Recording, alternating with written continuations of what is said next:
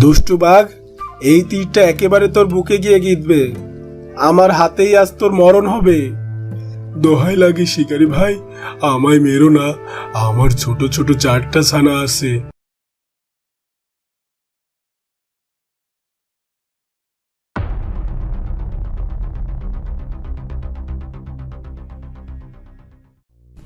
বাহ, হরিণটা তো বেশ স্বাস্থ্যবান মনে হচ্ছে।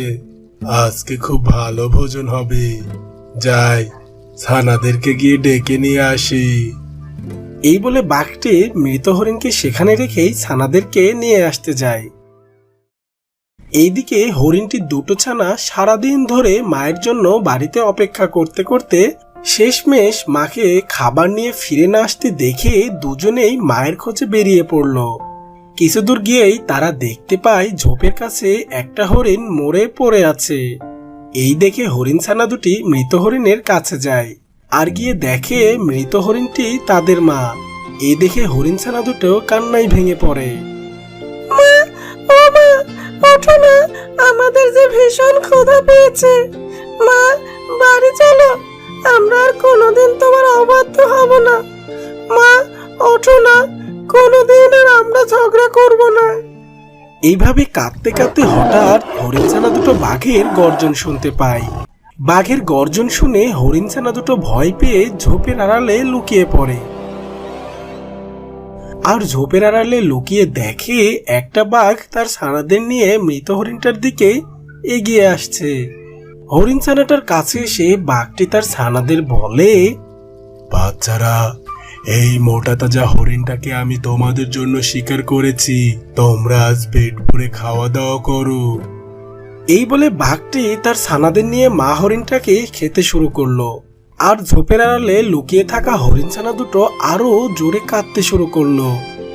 আমরা যখন আরো ছোট ছিলাম তখন এই বাঘটাই আমাদের বাবাকে মেরেছিল। আজকে আমাদের মাকেও মেরে ফেললো। এখন আমরা কি করব? কার কাছে যাব? কাঁদতে কাঁদতে হরিণ ছানা দুটো ঠিক করলো তারা এই জঙ্গলের সবচেয়ে বুদ্ধিমান প্রাণী শিয়ালের কাছে গিয়ে বাঘের নামে নালিশ জানাবে। তাই তারা দুজনে শিয়ালের কাছে যাওয়ার উদ্দেশ্যে রওনা হলো। শিয়াল মামা, শিয়াল মামা, আমাদের ন্যায় বিচার পাইয়ে দাও। সে কি রে, তোদের আবার কি হলো? আমাদের বাবাকে যে দুষ্ট বাঘটা মেরে ফেলেছিল, সেই বাঘটা আজকে আমাদের মাকেও মেরে ফেলেছে। ওই দুষ্ট বাঘটার জন্য আমরা 2 ভাই এতিম হয়ে গেছি। তুমি এটার বিচার করো শিয়াল মামা। দেখো ভাগ্নেরা, আমি হচ্ছি সামান্য একটা শিয়াল। সামান্য শিয়াল হয়ে বনের রাজা বাঘের বিচার কি করে করব বলো?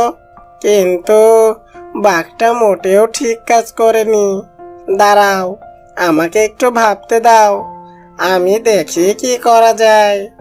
কিছুক্ষণ পর হঠাৎ শিয়াল লাফিয়ে উঠে বলে, এওরেকা, পেয়ে গেছে। কি পেলে শিয়াল মামা? দেখো ভাগ্নে, বাঘ তো অনেক শক্তিশালী। আমরা তো বাঘের সাথে আর পেরে উঠবো না, উল্টো বাঘই আমাদের খেয়ে দেবে। তার চেয়ে বরং আমরা শিকারের সাহায্য নেব। শিকারি? হ্যাঁ, শিকারি, মানে বাঘ শিকারি। আমি কালকেই ওই পাশের গ্রামে যাব। সেখানে এক বাঘ শিকারি আছে। আমি তাকে গিয়ে বলবো তোমাদের ন্যায় বিচার পাইয়ে দিতে। ঠিক আছে শিয়াল মামা, আমরা কিন্তু অপেক্ষায় থাকবো।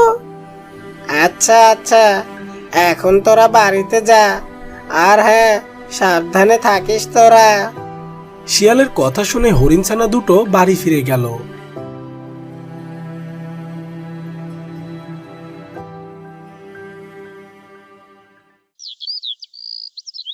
পরদিন সকালে শিয়াল রওনা হয় সেই শিকারীর বাড়িতে যাওয়ার উদ্দেশ্যে। শিকারীর বাড়িতে গিয়ে শিয়াল শিকারীকে ডাকতে থাকে। শিকারে, ও শিকারে, বাড়ি আছো? কে কে ডাকে আমাকে? বাইরে এসে দেখোই না যে কে ডাকে। আরে শিয়াল ভাইয়া যে। চিনতে পেরেছো আমাকে? তোমায় চিনবো না? একবার আমায় এক বিশাল গর্ত থেকে বাঁচিয়ে তুলেছিলে, তোমাকে কি আমি কোনোদিনও ভুলতে পারি? তা বেশ, কিন্তু আমি যে তোমার কাছে একটা কাজ নিয়ে এসেছিলাম। কি কাজ বলোই না? আমি যদি তোমার কোনো কাজে আসতে পারি তবে সেটা আমারই সৌভাগ্য। শিয়ালটি শিকারীকে বাঘ আর হরিণ ছানার সব ঘটনা খুলে বলে। সব শুনে শিকারী বলে, আচ্ছা তাহলে এই ব্যাপার, ওই দুষ্টু বাঘকে শায়েস্তা করতে হবে তাই তো? তুমি কোনো চিন্তা করো না, আমি আজ বিকেলেই সেই বাঘকে শায়েস্তা করতে যাব। ঠিক আছে, আমি চললাম তাহলে। গিয়ে দেখি ভাগ্নে দুটো কিছু খেয়েছে কিনা। এই বলে শিয়ালটি সেখান থেকে চলে যায়। আর বিকেল হতেই শিকারী তীর ধনুক নিয়ে জঙ্গলের উদ্দেশ্যে রওনা হয়ে যায়। জঙ্গলে গিয়ে খুঁজতে খুঁজতে শিকারী দেখে এক গুহার কাছে সেই দুষ্টু বাঘটি একা একা বসে আছে। বাঘটি দেখে শিকারী দূর থেকে তীর ছোড়ে। একটা তীর গিয়ে সোজা লাগে বাঘটির পায়ে, আর অমনি বাঘটি খুব জোরে চিৎকার করে ওঠে। আর তখনই শিকারী বাঘটার সামনে এসে দাঁড়ায়। বাঘের সামনে আরেকটা তীর ধরে বলে, দুষ্টু বাঘ, এই তীরটা একেবারে তোর বুকে গিয়ে গিঁথবে, আমার হাতেই আজ তোর মরণ হবে। দোহাই লাগে শিকারী ভাই, আমায় মেরো না, আমার ছোট ছোট 4টা ছানা আছে, আমি মরে গেলে ওদের কি হবে বলো? ওরা যে না খেতে পেয়ে মারা যাবে। ছোট ছোট ছানা? হা হা হা, কদিন আগে যে একটা হরিণকে মেরেছিলি, সেই হরিণটারও তো ছোট ছোট দুটো ছানা ছিল, ওই ছানা দুটো কিভাবে বাঁচবে ভেবেছিস একবার? এবারের জন্য আমায় ক্ষমা করে দাও শিকারী ভাই, তুমি আমায় যা শাস্তি দেবে আমি মেনে নেব, কিন্তু আমার ছানাগুলো এতিম করে দিও না, আমি হাত জোর করছি তোমার কাছে। বেশ, তোকে ছাড়তে পারি, তবে একটা শর্তে। কি শর্ত বলো? আমি তোমার সব শর্তে রাজি আছি। যে হরিণটাকে তুই মেরেছিস সে হরিণটার ছানা দুটোকে তোকে লালন পালন করতে হবে, তাদের থাকা খাওয়ার যেন কোনো কষ্ট না হয়, আর অন্য কোনো প্রাণী যেন তাদেরকে আক্রমণ করতে না পারে, সেটার দায়িত্বও তোকে নিতে হবে। আমি রাজি শিকারী ভাই, আমি ওদের কোনো কষ্ট হতে দেব না। কিন্তু তুই বা তোর ছানারা যে ওদের খেয়ে ফেলবি না, তার নিশ্চয়তা কে দেবে শুনি? আমি কথা দিচ্ছি, আমরা কেউ ওই হরিণ ছানা দুটোকে মারবো না আর খাবো না। ঠিক আছে, কিন্তু পরে যদি তুই কথা না রাখিস তাহলে আমার এই তীর সোজা তোর বুকে গিয়ে গিঁথবে। এরপর শিয়ালকে সাক্ষী রেখে শিকারী হরিণ ছানা দুটোকে বাঘের কাছে রেখে যায়। সবাই চলে যাওয়ার পর বাঘটি তার ছানাদেরকে ডেকে বলে, দেখো বাচ্চারা, আজ থেকে এই হরিণ ছানা দুটো তোমাদের বন্ধু, ওদেরকে কোনো আঘাত করবে না। যাও, এবার সবাই একসাথে খেলাধুলা করো। ছানারা চলে যাওয়ার পর বাঘটি মনে মনে হেসে বলে, হো হো হো, হরিণ ছানারা, তোমরা শুধু একটু বড় হও, আর তারপর এই গুহায় নয়, আমার পেটেই তোমাদের জায়গা হবে। হা হা হা। এরপর এভাবে অনেক দিন কেটে যায়, হরিণ ছানারাও বড় হতে থাকে।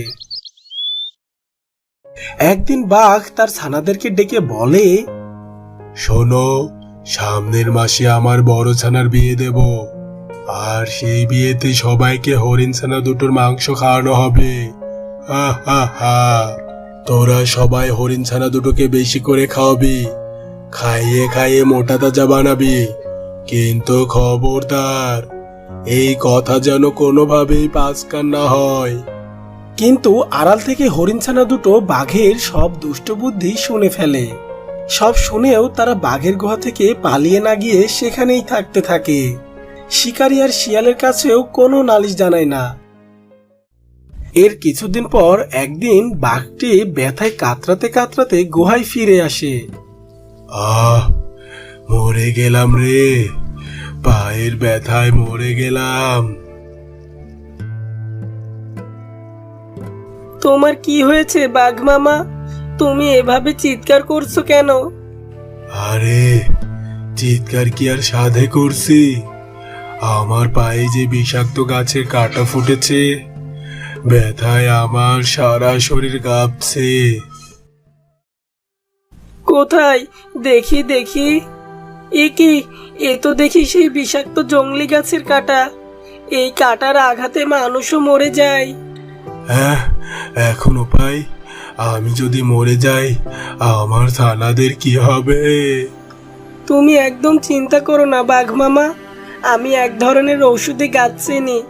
ওই গাছের পাতার রস চিবিয়ে তোমার ক্ষতস্থানে লাগিয়ে দিলেই তোমার ক্ষত সেরে যাবে, আর বিষও কেটে যাবে। কোথায় পাবো সেই ঔষধ? কে এনে দেবে আমাকে? আমি যাব বাঘ মামা, এই জঙ্গলের শেষ মাথায় আছে সেই ঔষধি গাছ। আমি আজই যাব তোমার জন্য ওই ঔষধি পাতা আনতে। এই বলে একটি হরিণছানা ঔষধি পাতার সন্ধানে জঙ্গলের শেষ মাথায় যায়, আর আরেকটি হরিণছানা বাঘের সেবা করার জন্য গুহাতেই থেকে যায়। এভাবেই 2 দিন কেটে যায়। বিষের প্রভাবে বাঘের পা পচতে শুরু করে, কিন্তু হরিণছানার কোনো খবর নেই। বাঘটি মনের দুঃখে ভাবতে থাকে, এটা আমার পাপেরই ফল। হরিণছানা দুটোর দায়িত্ব নিয়ে আবার এদেরকে মেরে ফেলার ফন্দি করেছিলাম। সৃষ্টিকর্তা সেই জন্যই আমাকে এত ভয়ঙ্কর শাস্তি দিচ্ছেন। আমি হয়তো আর বেশি দিন বাঁচব না। এসব কিছু ভাবতে ভাবতে বাঘের 2 চোখ দিয়ে পানি পড়তে থাকে। ঠিক সেই সময় হরিণছানাটি ঔষধি গাছের পাতা নিয়ে হাজির হয়। আমি এসে গেছি বাঘ মামা, এই দেখো ঔষধ, এটা লাগিয়ে দিলেই তোমার ব্যথা এক্ষুনি সেরে যাবে। হরিণছানা দুটো বাঘের পায়ে ঔষধি পাতার রস লাগিয়ে দেয়। তারপর আস্তে আস্তে বাঘের পায়ের ক্ষতস্থান শুকোতে শুরু করে। একসময় বাঘটি সম্পূর্ণ সুস্থ হয়ে যায়। এদিকে বাঘের বড় ছানার বিয়ের দিনও এগিয়ে আসতে থাকে। বিয়ের খবর সারা জঙ্গলে ছড়িয়ে পড়ে। শিয়াল আর সেই শিকারী কিভাবে যেন জানতে পেরে যায় যে বাঘের ছানার বিয়েতে হরিণ ছানা দুটোর মাংস খাওয়ানো হবে। তাই তীর ধনুক নিয়ে শিকারী আর শিয়াল ছুটল বাঘের গুহায়। কই বাঘ, আছিস নাকি? বেরিয়ে আয়। হে কি শিকারী ভাই, তুমি হঠাৎ এলে যে? আসবো না বলছিস? শুনেছি তোর নাকি ছেলের বিয়ে। হ্যাঁ, আর 2 দিন পরে আমার ছানার বিয়ে। আমরা খবর পেয়েছি সেই বিয়েতে নাকি তুই সবাইকে হরিণ ছানা দুটোর মাংস খাওয়াবি বলে ঠিক করেছিস। আজ আমার হাত থেকে তোকে কেউ বাঁচাতে পারবে না। আমাকে মারতে চাইলে মেরে ফেলো শিকারী ভাই, কিন্তু আমার একটা কথা শোনো। তোর কোনো কথাই আমি শুনবো না, বিশ্বাসঘাতক কোথাকার। ঠিক সেই সময় হরিণছানা দুটো এসে শিকারীকে থামায় আর বলে, বাঘ মামাকে মেরো না শিকারি মামা। কে বলছো তোমরা? তোমরা জানো এই বাঘ তোমাদের খেয়ে ফেলতে চেয়েছিল। আমরা না আসলে 2 দিন পরেই তোমরা বাঘের পেটে চলে যেতে। সে কথা আমরা জানি শিয়াল মামা। জানো? তাহলে সে কথা আমাদের আগে জানাওনি কেন? আগে জানলে তখনই এই বাঘকে নরকে পাঠিয়ে দিতাম। এ কথা কেন বলছো শিকারি মামা? বাঘ মামারই বা কি দোষ বলো? প্রকৃতির নিয়মে যে বাঘেদের শিকার করে মাংস খেয়ে বেঁচে থাকতে হয়। ওরা তো আর আমাদের মতো ঘাস পাতা খেয়ে বাঁচতে পারে না। আমরা সবাই যদি বাঘেদের পেটে যেতে অস্বীকার করি, তাহলে বাঘেরা বাঁচবে কি খেয়ে বলো? এতে তো বাঘেদের আর কোনো দোষ নেই। হরিণছানা দুটোর কথা শুনে শিয়াল, শিকারী ও বাঘ এরা 3জনই ভীষণ অবাক হয়ে যায়। তখন বাঘটি বলতে থাকে, শিকারী ভাই, আমাকে মাফ করে দিও। আমি সত্যিই সবসময় হরিণছানা দুটোকে খেয়ে ফেলতে চেয়েছি। এটাও ঠিক, আমার ছেলের বিয়েতে আমি ওদের মাংস খাওয়াবো বলে ঠিক করেছিলাম। কিন্তু কিছুদিন আগে যখন আমি অসুস্থ হলাম, তখন এই হরিণছানা দুটো দিন রাত সেবা করে আমাকে সুস্থ করে তুলেছে। সেদিন আমি বুঝতে পেরেছি যে ওরা আমাকে কতটা ভালোবাসে। আমি ওদের মা বাবাকে মেরেছি, তারপরও তারা আমাকে খুব যত্ন করে সুস্থ করে ফেলেছে। আমাকে ক্ষমা করে দিস রে তোরা। আমি সত্যিই পাপী, কিন্তু তোরা খুব ভালো রে। তোদেরকে আমি মারতে চাইতাম, কিন্তু এখন আর চাই না। ধরা পড়ে গিয়ে এখন মায়া কান্না কাঁদছিস? তুমি চাইলে আমাকে মেরে ফেলতে পারো শিকারী ভাই, কারণ আমি স্বীকার করছি যে আমি ভুল করেছি। কিন্তু আমি যে সত্যিই আমার ভুল বুঝতে পেরেছি সেটা বিশ্বাস না হলে গুহার পিছন দিকটা দেখে এসো। সেখানে বড় বড় দুটো গরু বাঁধা আছে। আমার ছেলের বিয়েতে খাওয়াবো বলে নিয়ে এসেছি আমি। হরিণছানা শিকারী আর শিয়াল গুহার পিছে গিয়ে দেখে সত্যি সত্যি সেখানে দুটো গরু বাঁধা আছে। হরিণছানা দুটো বুঝতে পারে বাঘ তাদের সত্যি সত্যিই মন থেকে ভালোবাসতে শুরু করেছে। এরপর হরিণছানা দুটি বাঘের কাছে যায়, আর এভাবেই বাঘ তার সন্তানদের মতো করে হরিণছানা দুটোকে লালন পালন করতে থাকে। তো বন্ধুরা, গল্পটি তোমাদের ভালো লাগলে ভিডিওটিতে একটি লাইক দিয়ে দিও। আর এমনই সব নিত্য নতুন গল্প সবার আগে পেতে চ্যানেলটি এখনই সাবস্ক্রাইব করে পাশে থাকা বেল আইকনটি বাজিয়ে রাখো। দেখা হবে আবারও পরবর্তী নতুন কোনো গল্পে। ধন্যবাদ।